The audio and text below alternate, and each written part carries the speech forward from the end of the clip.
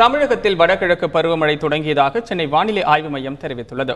அடுத்த 24 மணி நேரத்தில் தமிழகம் எங்கும் மிதமான மழை பெய்யும் என வானிலை ஆய்வு மைய இயக்குநர் பாலச்சந்திரன் தெரிவித்துள்ளார். ஈரப்பதம் மிகுந்த கிழக்கு திசை காற்று தென்னிந்திய பகுதிகளில் பரவி மழை பெய்துள்ள நிலையில் வடகிழக்கு பருவமழை இன்று அக்டோபர் மாதம் 30ஆம் தேதி துவங்கியுள்ளதாக அறிவிக்கப்படுகிறது. கடந்த 24 மணி நேரத்தை பொறுத்தவரையில் அதிகபட்சமாக தஞ்சை மாவட்டம் திருவையாறு 7 சென்டிமீட்டர் மழையும், வலங்கைமான், தொழுதூர், பெரம்பலூர் ஆகிய இடங்களில் தலா 6 சென்டிமீட்டர் மழை பதிவாகியுள்ளது.